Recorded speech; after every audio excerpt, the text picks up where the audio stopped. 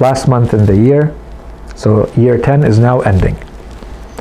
Between that time, which was not that long ago, and the demise of the Holy Prophet on the 28th of Safar, we have about 70 days.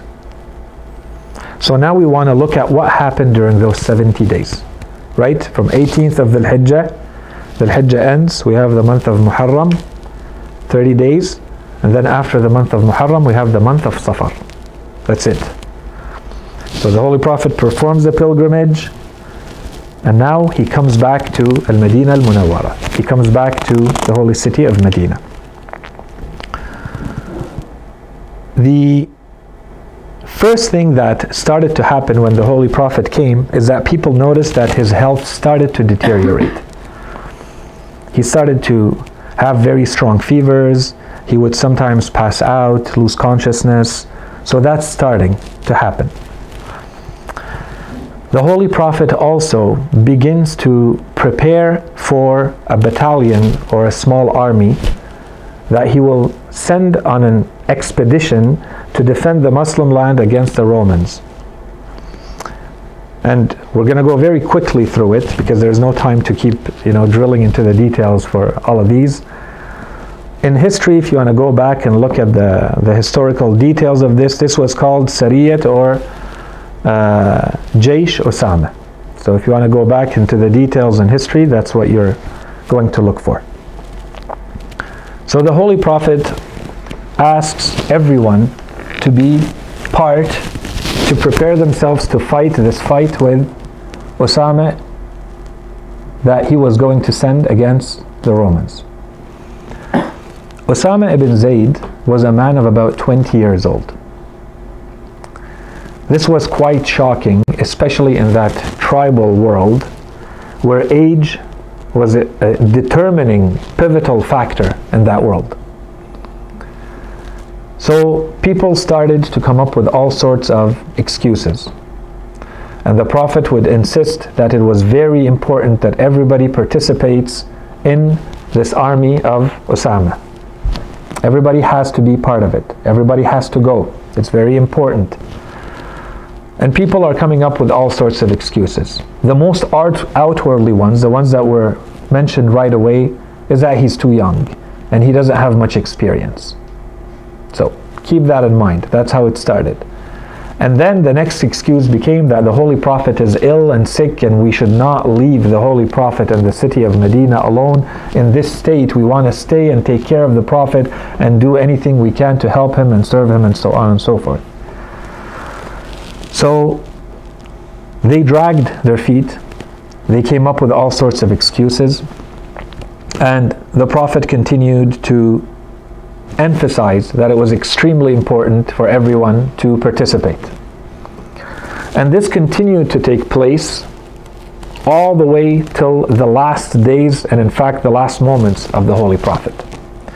So Usama set up camp at a very short distance on the outskirts of Al-Madinah Al-Munawwara.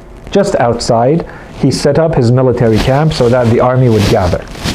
And we are told that that army would have consisted of about 3,000 men, which is pretty significant for that time and for what they're about to do. And about 700 of them came from Quraysh, specifically. So this is always an indication, because Quraysh, as we said, they're new into Islam. They have just entered.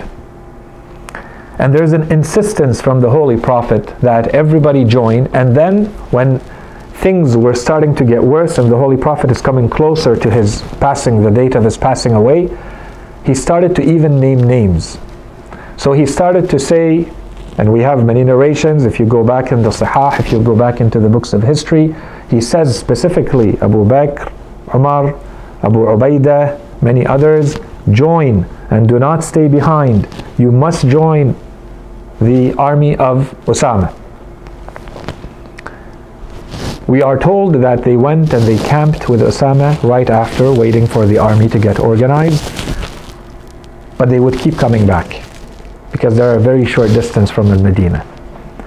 Because of what's going on, they know that the Holy Prophet may pass away. They know that there's something happening.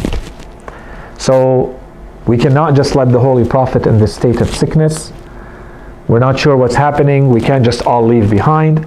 And when the Prophet started to name names and to say, these are the people that absolutely must be part of this army, he also said, and the only ones who are to remain with me are so and so, and they're mostly the members of Bani Hashim, which makes absolutely perfect sense because they are his family. So this is what was going on at that time, all the way till the end. So we are now 3 days before the demise of the Holy Prophet, and that army has still not left. They're not agreeing to obey Usama and to leave. So the Holy Prophet finally, he would keep insisting and they would keep not leaving and coming up with excuses.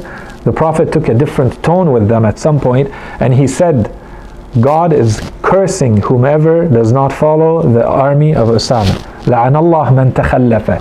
Whoever remains behind and does not follow the Jaysh of Usama, there's a curse from God upon them. The tone is changing completely. Why? What is the Prophet trying to do here? And the intention was not to go into all sorts of analysis, so very quickly.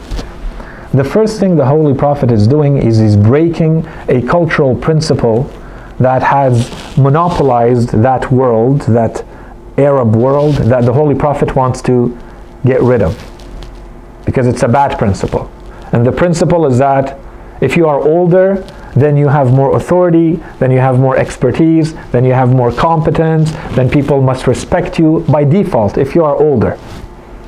So the Holy Prophet is saying no. Usama, and he came out and they told him, but he is young. And he said, I swear that he is fit for it, for leading this army, as his father was fit for leading an army, because they did the same thing with the father of Usama. Zayd, the Holy Prophet had made him a leader over a battalion, over a group, and a military expedition, and they had come up with excuses as well against him, saying he's not fit. And the Holy Prophet had told him he is very fit. He is the best of the leaders that we have, and he is going to lead that. So he's saying he is fit. I swear that he is fit. وَإِنَّهُ لَخَلِيقٌ بِهَا. He says it. He is fit to lead as his father was fit to lead. Which means that this fitness to lead is not associated with your age. So do not come back later and say, for instance, that Imam Ali was younger than others, others had more experience or expertise, or because they had more age, and that becomes the criteria to establish validity, to establish authority, to establish competence. No, that's not a criteria. That's one. Two, the Holy Prophet, as we said, extremely strategic. The second thing the Holy Prophet is doing is to say that, as important as this is not the biggest, most shocking thing in the world to lead a battalion, to lead an army of men. It's almost a trivial thing in that world. It happens a lot, right? So no one should look into it too much. It's something that happens. You have an army of men, someone needs to lead them. In this case, the Holy Prophet said, this is the man who will lead. But if we were to look into it a little bit more, what we need to say is, the Holy Prophet was saying that despite all those people who were in that army, the Holy Prophet was saying that this is the man who has the most authority, the most competence, the most fitness to lead them all. Not those who may carry bigger names in the tribe of Quraysh. Not those whom maybe others consider to be more valiant warriors, stronger, better, wealthier, bigger reputations. No. He is the most fit to lead at his young age of 20 than all of them. And so they will be simple soldiers in his army. That's two. And three, the Holy Prophet is ensuring that the holy city of Medina is freed and empty from anyone to stay behind as he passes away, so that there's no chaos, so there are no fishy business going on, no alliances, no deals done in the 11th hour. Nothing of that sort happens. He's telling them, you must leave here and join the army of Usama, and go and fight the Romans. You must leave. If you do not leave, you are cursed by God.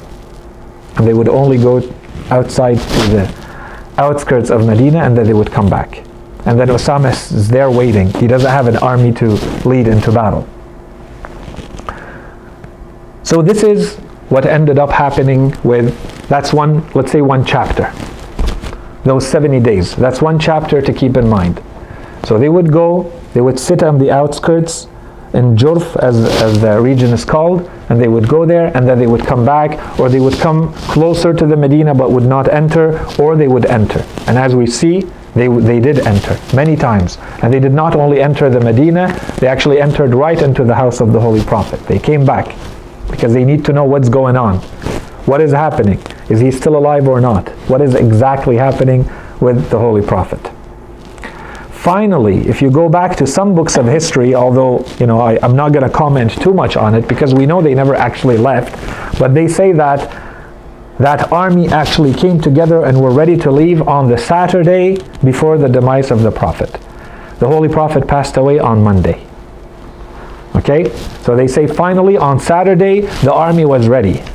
But the truth is it was not, and as we shall see, they never actually left. And Usama stayed there, and they're going to call him back too. Keep that in mind. So that's episode 1, chapter 1. That's one of the events that happened in that 70-day period between Ghadeer and the passing away of the Holy Prophet.